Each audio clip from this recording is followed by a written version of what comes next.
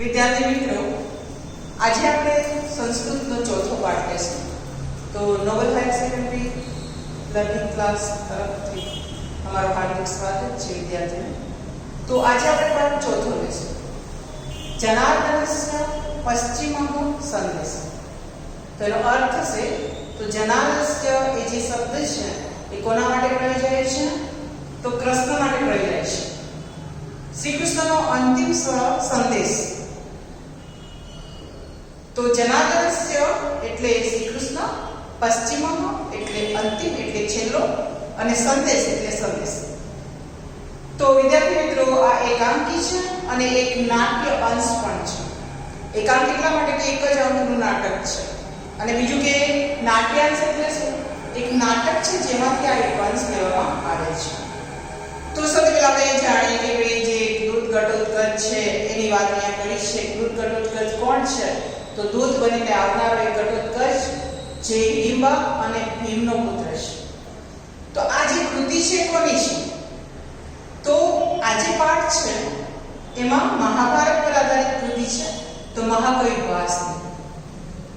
તો વિદ્યાર્થી મિત્રો, આપણે પહેલા જે પાઠ લીધો હતો એ કાવ્ય હતું, પછી આપણે ગદ્ય એટલે એક પાઠ લીધો, પછી એક પાછું કાવ્ય આપણે લીધું, પછી અત્યારે આપણે એક નાટક લઈએ છીએ। જ્યારે તમારું પરિરૂપ માળખું હશે પરીક્ષામાં, તો એ કેવી રીતનું હશે? તો સૌથી પહેલા એ વિભાગ હશે। વિભાગ એ બધા જ વિભાગ 16 માર્ક્સના છે। પહેલો જે વિભાગ છે એ ગદ્ય એટલે પાઠમાંથી લીધેલો હશે। બીજો બી વિભાગ છે એ પદ્ય એટલે કાવ્યમાંથી લીધેલો હશે। વિભાગ સી એ નાટ્યખંડ એટલે નાટકમાંથી લીધેલો હશે। જે આપણા જે પાઠ આપણે ભણશું તો આ તમારા વિભાગ સી માં પ્રશ્ન પૂછાશે।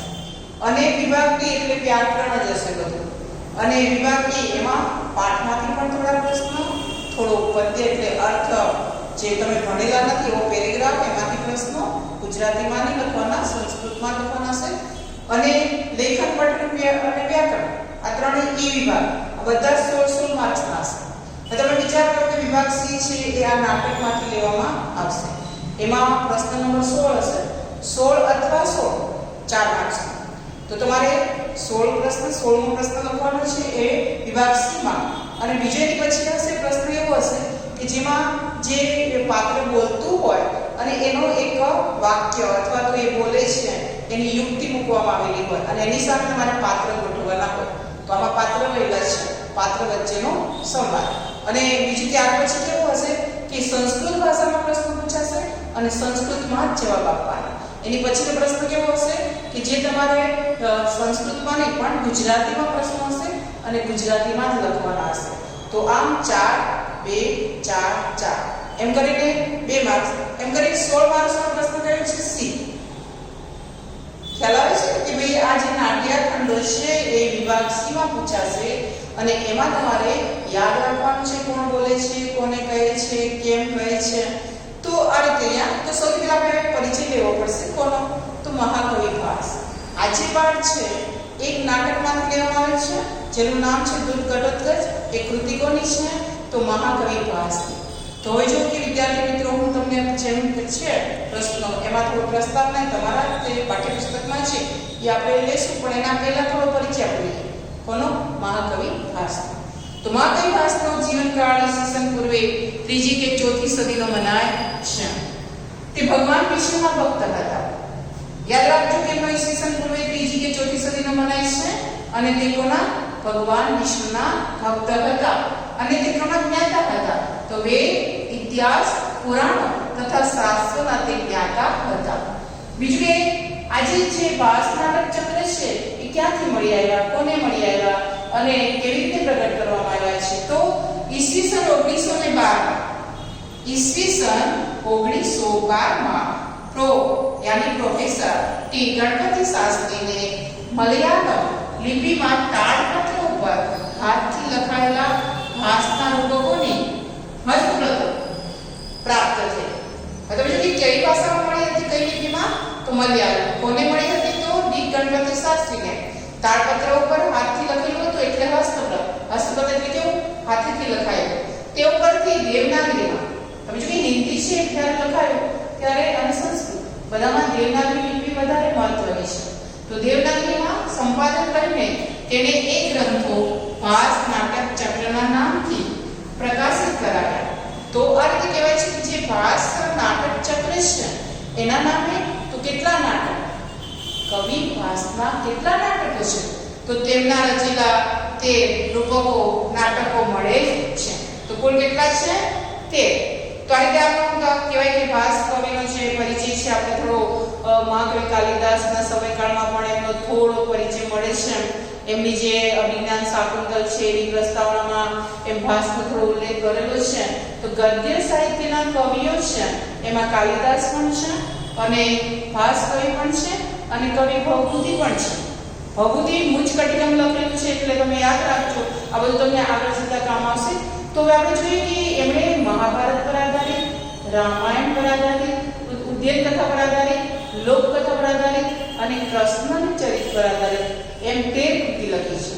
તો કઈ કઈ કૃતિ કઈ પર આધારિત છે તો સૌથી પહેલા આપણે લઈએ તો એમની જે મહાભારત પર આધારિત કૃતિ છે એના નામ દૂતવાક્યમ, દૂતઘટોત્કચ, પૂર્વમ, પંચરાત્રમ, કર્ણભારમ, મધ્યવ્યાય. આ બધી 6 કૃતિઓ જે છે દૂતવાક્ય, દૂતઘટોત્કચ, પૂર્વમ, પંચરાત્ર, કર્ણભાર, મધ્યવ્યાય આ 6 કૃતિ મહાભારત પર આધારિત છે. હવે વિચાર કરી દૂતવાક્ય એટલે શું? એમાં કૃષ્ણ દૂત બનીને જાય છે અને સુલે યુદ્ધ ન થાય એના માટે તે દ્રોણાચાર્ય એને વચન આપે છે તે વાત કરવામાં આવી છે. તો દૂતવાક્યની અંદર કૃષ્ણ છે એ દૂત બનીને જાય છે. હવે આ દૂતઘટોત્કચ આપણે જે પાઠ લેવાનો છે કે આ નાટકમાંથી લેવાના છે. દૂતઘટોત્કચ એટલે તો એના આપણે પરિચય લેશો ને. તો દૂત બનીને ઘટોત્કચ કોની સભામાં જાય છે? તો ધૃતરાષ્ટ્રની સભામાં જાય છે. જે પાઠ આપણે લેવાનો છે. બીજું ઓળોભંગ એટલે કેવું? દુર્યોધન છે એને કોઈ કહ્યું કે ભાઈ ગાંધારી છે તારી માતા, એને જે પટ્ટો આંખ ઉપર બાંધી છે પટ્ટી, જો એ ખોલે અને તારી ઉપર એક નજર જુએ આખા શરીર પર તો તારું શરીર વજ્રનું બની જાય. આથી દુર્યોધન છે એ પોતાની માતા પાસે જતો હોય છે, એમાં કૃષ્ણ છે માળી બનીને પાસે જાય છે, કહે છે કે આવું મોટું થઈને તો દુર્યોધનને કહે છે શરમ નહીં આવે તને? તો આટલા જે ભાગ સાંકળનો છે એના પર ફૂલના આભૂષણો તે એટલે કહેવાય વસ્ત્ર પહેરે છે. તો એટલા ભાગમાં તે વસ્ત્ર ફૂલનું પહેરીને જાય છે અને ગાંધારી જ્યારે એની તરફ જુએ છે ત્યારે સાંકળનો જે ભાગ છે એટલો બચી જાય છે, બાકીનું આખું શરીરનું વજ્ર બની જાય છે. વજ્રનું બની જાય કોઈ મારી શકે નહીં. તો ઉરો એટલે સાંકળ અને ભંગ એટલે તોડવું.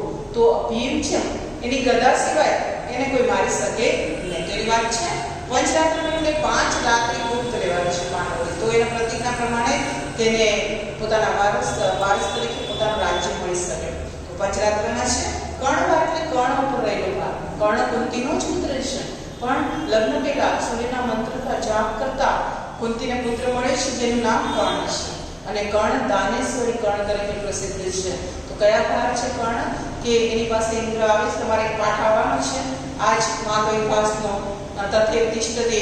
તો કહેવાય છે કે એમનું એમ શું રહે છે તો કહેવાય યજ્ઞમાં આપેલું અને દાનમાં હોમેલું એમનું એમ રહે છે. જ્યારે ઇન્દ્ર એની પાસે બ્રાહ્મણના વેશમાં જાય છે અને કવચ અને કુંડળ માંગી લે છે. તો એક ભાર છે. બીજું કે પરશુરામ છે એને શ્રાપ આપે છે કે અણીના સમયે તારી શસ્ત્ર વિદ્યા નકામી જશે. તો એ કર્ણભારમાં છે. મધ્યવ્યા યુગમાં એક બ્રાહ્મણ પુત્ર મધ્યમ છે અને હિડીંબા છે દરરોજ ઘટોત્કચને ગામમાં મોકલે છે અને એક પુત્રને તે મારી નાખવા અને ખોરાક બનાવવા તૈયાર છે. એક દિવસ એવું થાય છે કે બ્રાહ્મણ પુત્ર મધ્ય એનું જે નામ છે એને લેવા માટે આવે છે ત્યારે ભીમ ત્યાં રહેલો છે. તો બ્રાહ્મણ પુત્ર ખૂબ રડી રહ્યો છે, મને બચાવી લો. તો મધ્યમ છે બની અને ભીમ પોતે કેદ બની જાય, કેદી થઈ અને ઘટોત્કચ સાથે જાય છે. અને આ પાઠ આ જે એકાંકી છે અથવા નાટક છે તો એમાં હિડીંબા અને ભીમનું મિલન છે. તો હિડીંબા કોણ છે? ભીમની પત્ની છે, રાક્ષસી છે અને એનો પુત્ર છે ઘટોત્કચ. આ પાઠમાં લેવામાં આવે છે. ત્યાર પછી રામાયણ પર આધારિત છે 7મું એનું નાટક પ્રતિમા નાટક અને 8મું અભિષેક નાટક. પ્રતિમા નાટકની અંદર ભરત પોતાના મોસાળથી પાછો આવે છે અને પ્રતિમામાં કેવું હોય છે કે બધા જેટલા મૃત્યુ પામે વડીલ એની પ્રતિમા હોય છે. એમાં તે દશરથની પ્રતિમા જોવે છે. એકદમ ધ્રાસકો પડે છે ભરતને, મારા પિતા તો જીવિત છે, એમની પ્રતિમા ગૃહમાં કેવી રીતે આ મૂર્તિ આવી ચૂકી છે, પ્રતિમા કઈ રીતે આવી? તો એ વાત એમાં ખૂબ જ વધારે વિસ્તારથી કરી છે. અભિષેક નાટકમાં 3નો અભિષેક છે. સુગ્રીવનો, વિભીષણનો અને રામનો એનું ચિત્રણ છે. બીજું કે એક ઉદ્યમ કથા છે કે તમે કદાચ ભણ્યા હોય તો ગોવિંદરાયણ પ્રધાન છે અને ઉદ્યનનો અને ઉદ્યન અને વસંતસેના છે અને વાસુદત્તા છે. આપણે કોઈ આગળ જાણીશું તો પ્રતિજ્ઞા યુગંધરાય છે પ્રતિજ્ઞા લે છે કે વાસુદત્તા અને ઉદ્યનનો મિલન થઈ જાય. ભાઈ સપના વાસુદત્તામાં કેવું છે કે વાસુદત્તાને સપનું આવે છે અને પછી જ્યારે ખ્યાલમાં આવે છે ત્યારે એને ખ્યાલ આવે છે કે એ તો માત્ર ભ્રમ છે. તો એ રહ્યું છે લોકકથા પર આધારિત 11મું અવિમાર, જેમાં ઘેટાની વાત કરાય છે. ચારુદત્ત અને વસંતસેનાની વાત છે. વસંતસેના એક ગણિકા છે અને વણિકપુત્ર ચારુદત્ત છે. આ વાત પાછી મહાકવિ ભભૂતિ છે જેણે મુંજકટિકમમાં લખી છે. તો એ વાત ચારુદત્તની છે. એમાં થોડું ફેરફાર કરીને લખ્યું છે. સમજો કે આમાં કાલ્પનિક કથા ઘણી છે. કૃષ્ણચરિત્રમાં એમણે 12 ચરિત્ર છે. આમ કુલ કેટલી કૃતિઓ છે? અહીંયા 13. આ બધી 13 કૃતિઓની છે મહાકવિ પાસેથી. તો મહાભારત પર આધારિત દૂતવાક્ય, દૂતઘટોત્કચ, ઉરુભંગ, પંચનાટ્ય, કર્ણપાર, મધ્યવ્યય. રામાયણ પર આધારિત 2 કૃતિઓ, પ્રતિમા નાટક, અભિષેકના. ઉદ્યન કથા પર આધારિત પ્રતિજ્ઞા યુગંધરાયણ, સ્વપ્ન વાસુદત્તમ. લોકકથા પર આધારિત અવિમારક ચારુદત્ત. કૃષ્ણચરિત્ર પર આધારિત 13મી કૃતિ એમની 12 ચરિત્ર છે. હજુ એ પાઠની અંદર જે છે એમાં ભાષિક થોડી આપણને મજા આવે, મનોરંજન થાય એવી પણ એને વાત કરી છે. હવે વિચાર કરો કે જે પાઠ છે એમાં કેટલા પાત્ર છે. તો સૌથી પહેલા ઘટોત્કચ છે, પછી જેની સભામાં તે જાય છે ધૃતરાષ્ટ્ર છે, કૃષ્ણ જનાર્દન તરીકે સમજો કે જનાર્દન સ્ય. તો કૃષ્ણનો એ રીતે થઈ. તો કૃષ્ણને કયા નામે સંબોધન છે? તો બે ત્રણ નામ છે અહીંયા. ચક્ર આયુ, ચક્રપાણી, બીજું કે જનાર્દન. તો આ એના નામ છે કૃષ્ણના. એટલે એ એક પાત્ર થયું. બીજા પાત્રનો ઉલ્લેખ છે અંદર અર્જુન, અભિમન્યુ એની વાત છે. દુર્યોધન છે, શકુની છે, દુશાલ. આ બધા પરિચય આપણે પાત્રો તરીકે લઈએ છીએ. તો સૌથી પહેલું જેની આ વાર્તાલાપ થઈ રહ્યો છે તો એ ઘટોત્કચ છે. બીજું કે ઘટોત્કચનું નામ છે કેવી રીતે પડ્યું છે અને તમારા આ પાત્ર લેખન બધા પૂછાશે. શકુની, ધૃતરાષ્ટ્ર અને ઘટોત્કચ. બીજું કે એમનો જે કુલદીપક છે એનું નામ શું છે? અભિમન્યુ. તો એનો પણ તમારે પરિચય લખવાનો છે. તો આપણે થોડો પાત્રનો પરિચય લઈશું. તો ઘટોત્કચ હિડિંબા રાક્ષસી અને ભીમનો પુત્ર છે. ઘટોત્કચ કોણ છે? હિડિંબા રાક્ષસી અને ભીમનો પુત્ર છે. તમે જો કે પાંડુ છે, પાંડુ રાજાના 5 પુત્રો કહેવાય. કર્ણને પુત્ર ગણવામાં નથી આવતું કારણ કે એ કુંતીના લગ્ન પહેલા જ એનો જન્મ થાય છે ને ગંગા માતાને વહાવી દેવામાં. એટલે ગંગે પણ કહેવાય છે, રાધા કરીને એની માતા છે એટલે રાધે પણ કહેવાય છે અને એના પિતા સારથીનું કામ કરે એટલે સારથી પુત્ર પણ કહેવાય છે. કર્ણને 5 પાંડવોમાં સામેલ નથી. તો કયા 5 પાંડવોના પુત્ર છે? તો એના નામ તમને આવડે જોઈએ. તો એનો ઉલ્લેખ છે અહીંયા. તો યુધિષ્ઠિર છે, અર્જુન, ભીમ, નકુલ, સહદેવ. તો આ રીતે એ 5 ભાઈઓ છે. મતલબ જે ઘટોત્કચ છે તેનું માથું ધડા જેવું છે અને વાળ નામ રહેલા નથી એટલે એનું નામ શું છે? ઘટોત્કચ. ઘટોત્કચ ઘડા જેવું છે એનું માથું અને વાળ નથી, વાળ વગરનું વાળ વિહોણું છે એટલે તેનું નામ ઘટોત્કચ છે રાખેલું છે. બીજું કે કર્ણએ અર્જુનના વધ માટે સુરક્ષિત રાખેલી શક્તિનો પ્રયોગ ઘટોત્કચ પર કરવો પડ્યો હતો મારવા માટે. તો ઘટોત્કચ ને શ્રી કૃષ્ણના દૂત તરીકે ધૃતરાષ્ટ્રની સભામાં આવે છે. તો આ એક પાત્ર થયું આપણે.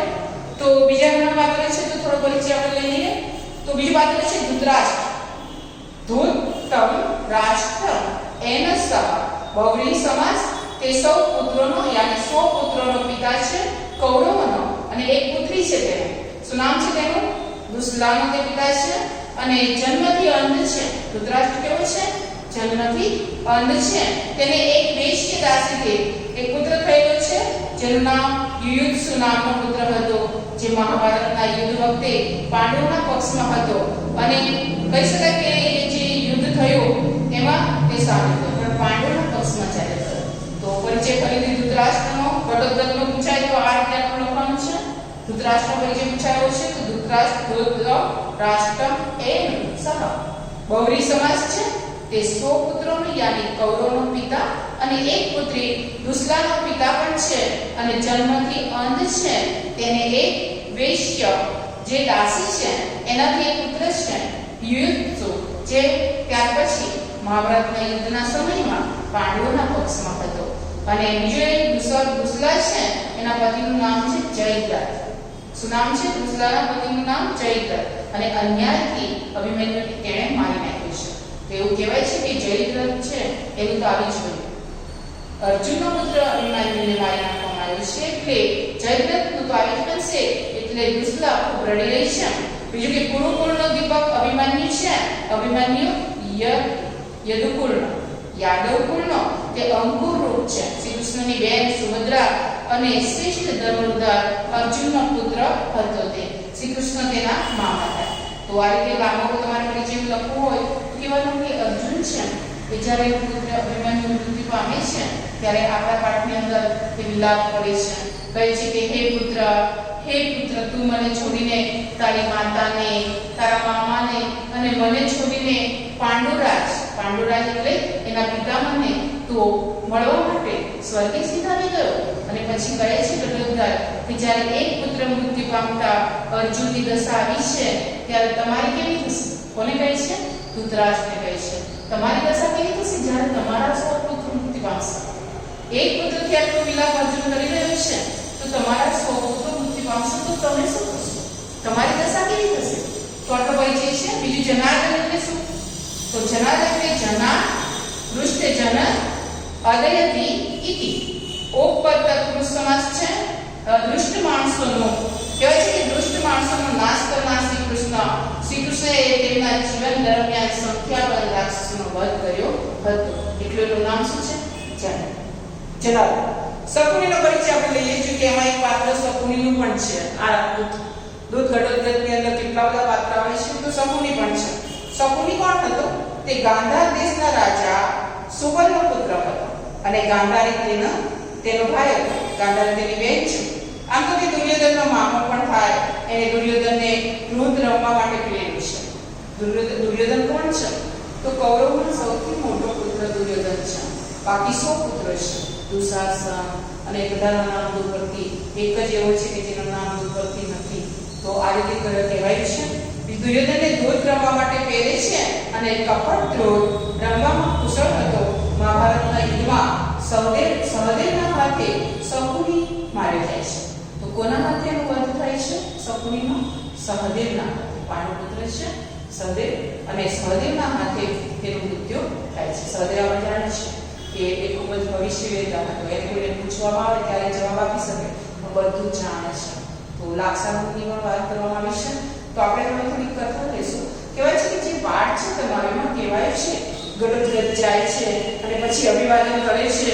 અભિવાદન કરતા એની અંદર તમે જો કે કહેવામાં આવેલું છે કે જ્યારે તે સભામાં જાય છે ત્યારે ધૃતરાષ્ટ્ર ઊભો થઈને તેનું અભિવાદન કરવા જાય છે. તો ગડોદગત ના પાડે છે કે એવું ન કરાય, ક્રમભંગ છે આ. કારણ કે હું એક દૂત બનીને તે કોનો સંદેશ લઈને આવે છે? યુધિષ્ઠિરને વગેરેનો હું સંદેશ લઈને આવ્યો છું. એટલે તમે આસન પર બેસીઓ અને પછી કૃષ્ણનો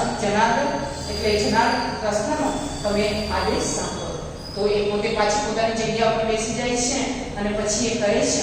તો કહેવાય છે કે કૃષ્ણ છે એ વિચારે છે કે યુદ્ધ જ્યારે કુરુક્ષેત્રના મેદાનમાં ચાલી જ રહ્યું છે, અને એવા સમયે જો કદાચ એક વખત વિનંતી કરતા ગડોદગતને મોકલવામાં આવે અને એ સંદેશ લઈને જાય કે યુદ્ધ છે એ વિરામ કરી દો, તમારા 100 પુત્ર મૃત્યુ પામશે, તો તમારી દશા કેવી થશે? પણ એની વાત કોઈ દુર્યોધન માનવા તૈયાર નથી. કારણ કે દુર્યોધન, દુશાસન, શકુની યુદ્ધ જીતવાના એટલા બધા યુદ્ધના મોહમાં એટલા બધા ઓતપ્રોત થઈ ગયા છે કે એને એવો કહેવાય કે વધારે ઉન્માદ છે. એના કારણથી તે ગડોદગતની વાત માનવા તૈયાર નથી. અને એવું પણ કહેવાયું છે કે એક રાક્ષસનો પુત્ર માનવી વર્તન કરે છે અને એક માનવનો પુત્ર દુર્યોધન એક રાક્ષસ અહીંયા વર્તન કરે છે. તો એ બેની તુલના છે અહીંયા. તો આપણને લાગે છે કે વિરોધાભાસ છે બંનેમાં. એક તો કોનો? માણસનો પુત્ર છે દુર્યોધન, ધૃતરાષ્ટ્રનો પુત્ર છે દુર્યોધન. અને એ રીતે કહેવાયું છે ને, એ તો માણસનો છે તેનામાં માનવતા હોવી જોઈએ, પણ એક રાક્ષસનો પુત્ર છે. લીબર રાક્ષસીનો પુત્ર છે, અને એ ગડોદગતની અંદર રાક્ષસનો પુત્ર હોવા છતાં એ માનવી વર્તન કરે છે. એના સભા ઉપર જતો નથી. પણ દુર્યોધન એને ટોન્ટ મારે છે કે તું તારા સભા ઉપર ગયો છે, પણ અમે દૂધની હત્યા કરતા નથી. તો બે બાબત અહીંયા લીધી છે. એક તો લાક્ષાગૃહની યાદ કર્યું છે કે નિશાચર જે હોય ને પ્રાણીઓ, એ કોઈ દિવસ પોતાના ભાઈને સૂતા હોય અને એને બાળવાનો પ્રયત્ન એટલે બાળી નાખવાનું કંઈ વિચારતા નથી. બીજો, પોતાની જે ભાઈની પત્ની હોય એને વાળ ખેંચીને આમ પરસવામાં નથી લાવતા. આ બે ગુના કોણે કર્યા છે? દુર્યોધને. તો દુર્યોધનની વાત કરવામાં આવી છે. આવું કોઈ પાપ કરતો નથી. ભલે અમે રાક્ષસ થયા પણ અમે દૂધ કહેશું ને તો એને ખરાબ અપમાનિત લાગ્યું. પણ પછી ધૃતરાષ્ટ્ર માફી માંગે છે કે ક્ષમા યાચના, ક્ષમા કરો અને તમે જે વાત લઈને આવ્યા છો એ વાત કહો કૃષ્ણની. તો બેઠા બેઠા કૃષ્ણ જનાર્દનની વાત સાંભળે છે. કયો સંદેશ આપ્યો છે એમને? તો કહ્યું કે ધર્મનું આચરણ કરો, સગા સંબંધીનું ધ્યાન રાખો અને તમારી જે ઈચ્છા હોય એ અત્યારે જ જીવી લો, પછી એ સમય મળવાનો નથી. કારણ સૂર્યનો જ્યારે સવારમાં કિરણ પડશે ત્યારે અર્જુન એ બધો બળાકો કાઢશે અને જીવતા જ મારી નાખશે. કહેવાય કે અર્જુન તો તૈયાર જ છે. જેવી સૂર્ય ઉદય થશે, સૂર્યનું કિરણ પડશે તમારા પર અને ત્યાં શું થશે? બળનો પ્રયોગ થશે. પછી જીવવાનો મોકો મળશે નહીં. બીજું એ કથા આપણે થોડુંક આપણને હસવું પણ આવે. ત્યારે શકુનીને કહે છે, ઘટોત્કચ કહે છે કે વચ્ચે બોલવાની તો ના જ પાડે છે. કહે છે કે તું તારી આ જે પાસાની રમત છે ને, ઝૂંટું રમવાની, એ પાસા છોડી અને બાણની વિદ્યામાં પારંગત થાય, એની તાલીમ લે અને છાનામાનો યુદ્ધ કર. કહેવાય છે કે તું બે આમ થોડું પરિચય આપો કે શકુનીની જે વાત છે શકુનીને મારનાર કોણ હતો? તો સહદેવ. આપણે પ્રસ્તાવના લેશું હવે. પાઠ તમારા પાઠ્યપુસ્તક સાથે રાખજો. સંસ્કૃત સાહિત્યમાં મહાકવિ ભાસ એમની નાટ્ય રચના માટે જાણીતા છે. એમના રચેલા 13 રૂપક નાટકો મળે છે તેને ભાસ નાટ્ય ચક્ર નામે ઓળખાય છે. હવે તમે જો કે 13 જે નાટક મળ્યા છે ને કયા નામે ઓળખાય છે? તો ભાસ નાટક ચક્ર નામે. હવે જો આપણે અહીં લખ્યા છે કે 13 નાટકના નામ આપણે લખ્યા છે. તે કયા 13 નાટક છે એ તમને યાદ હોવા જોઈએ. એમાંથી જે રૂપક છે અથવા જે એકાંકી છે, નાટ્યાંશ છે, એનું નામ શું છે? તો પેલું તો દૂધ વાક્ય છે, એમાંથી નથી લીધું, પણ દૂધ ઘટોત્કચ બીજી કૃતિ છે એમાંથી આ વિષય વસ્તુ લેવામાં આવેલ છે. મહાભારત જ્યારે શરૂ છે તેની વાત કરી છે તો વિષય વસ્તુ શેમાંથી પસંદ કર્યું છે? મહાભારતના જ્યારે કુરુક્ષેત્રના યુદ્ધમાં યુદ્ધ ચાલી રહ્યું છે એવા સમયની આ વાત છે. આનું કથા વસ્તુ મહાભારત પર આધારિત છે. કુરુક્ષેત્રમાં મહાભારતનું યુદ્ધ આરંભ થઈ ચૂક્યું છે. તેમાં અભિમન્યુને અન્યાયથી વધ થાય છે. એકાપાર 61 યંત્ર રચીને જ્યારે અર્જુન નથી એની ગેરહાજરીમાં જ અભિમન્યુને મારી નાખવામાં આવે છે. અને કોણ છે અભિમન્યુ? તો કુલ એવા ગુરુનો તે કુલગુરુ કહેવાય, અથવા તો કુલ આખા કુળનો વિનાશ થઈ જાય છે તો અંકુર. વૈશી યાદવ કુળનો તે અંકુર છે અને તે પોતાના પાંડુ રાજા એટલે પિતામહને મળવા માટે સ્વર્ગે સીધાવી ગયો. જ્યારે અર્જુન ખૂબ વિલાપ કરી રહ્યો છે અને કહે છે કે તું જલ્દી મને, તારી માતાને અને મામાને છોડીને સ્વર્ગમાં ચાલી ગયો. તો અર્જુન ભાઈ દુઃખી છે કે અભિમન્યુના વધને કરનારો અને વધ કરવાનો સંકલ્પ જાહેર કર્યો. જે અભિમન્યુને મારી નાખ્યો છે એનો વધ હું કરી નાખીશ એવો સંકલ્પ જાહેર કર્યો તેણે. આ કરુણ પરિસ્થિતિમાં હજુ પણ કોઈ રીતે યુદ્ધ રોકાય તે માટે શ્રી કૃષ્ણ એક વધુ પ્રયત્ન કરી લેવાનું વિચારે છે. દસમાને લાગે છે કે લાઈ હજુ એક તક આપીએ કે જેનાથી આ વંશનો નાશ ન થાય. હવે જો કૌરવ વંશનો નાશ થઈ જાય છે, પાંડવો જીતી જાય છે અને સત્ય જે છે એ જીતે છે અને અસત્ય હારે છે. ધર્મનો વિજય છે અને અધર્મ હારે છે. કૌરવની હાર થઈ જાય છે, 100 પુત્ર મૃત્યુ પામે છે. તો એ કદાચ ધૃતરાષ્ટ્ર સહન નહીં કરી શકે, અંધ છે અને એને કશું દેખાતું નથી. તો જનાન એટલે જન્મથી અંધ છે ધૃતરાષ્ટ્ર. તો આ કરુણ પરિસ્થિતિનો સામનો તે કરી શકે નહીં એટલે એણે સંકલ્પ કર્યો કે અભિમન્યુને જેને માર્યો છે એને તો હું વધ જ કરી નાખીશ. આ કરુણ પરિસ્થિતિમાં હજુ પણ કોઈ રીતે યુદ્ધ રોકાય તે માટે શ્રી કૃષ્ણ એક વધુ પ્રયત્ન કરી લેવાનો વિચાર કરી રહ્યા છે.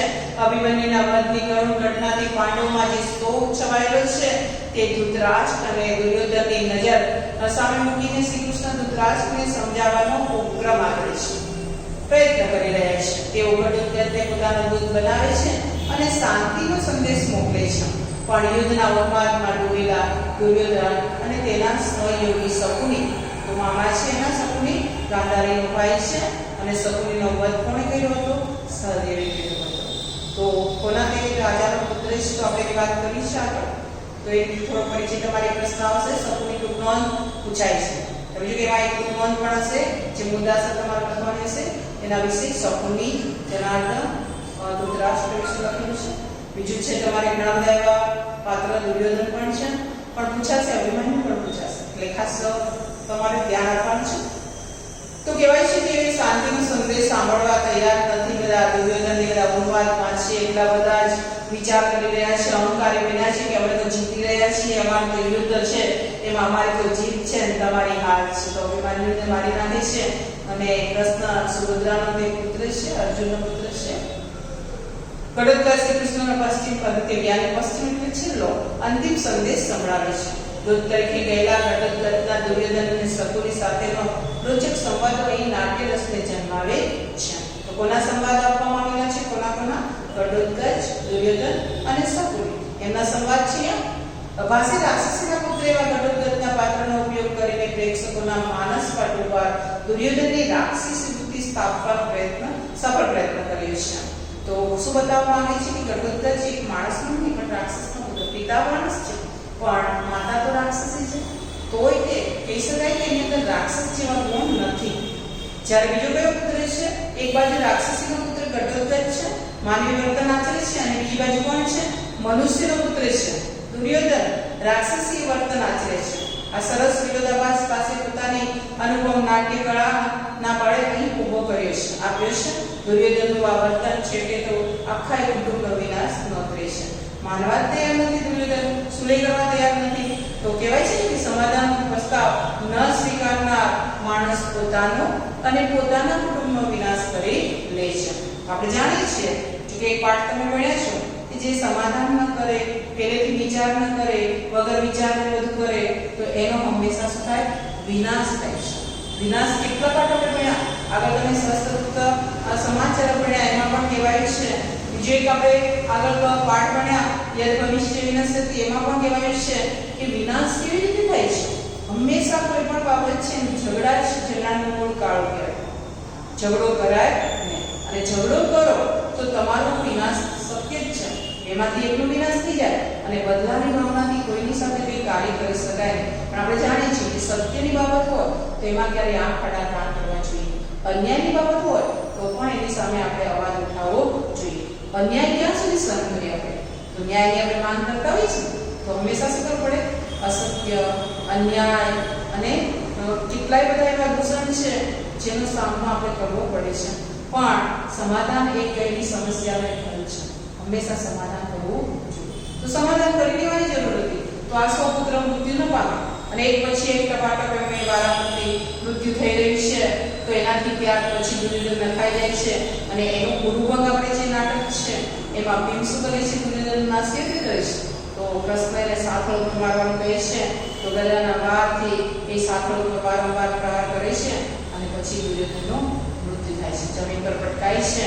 તો એની માતા ગાંધારી વારંવાર એના જન્મની માતા બને પૂછે છે. તો અહીંયા વાત કરવામાં આવેલી છે.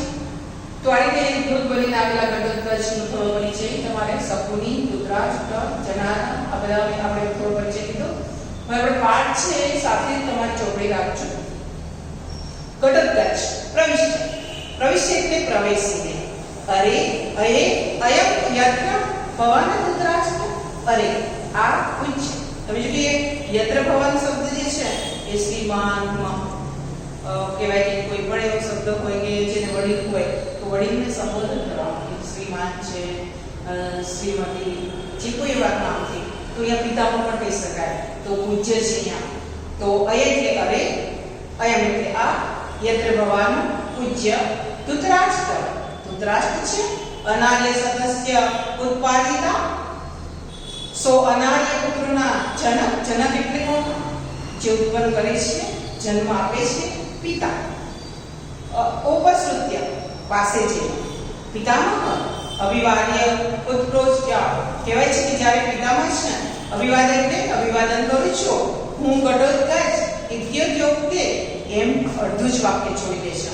ના અયમ અક્રમ્ય. ના આ તો ક્રમભંગ છે.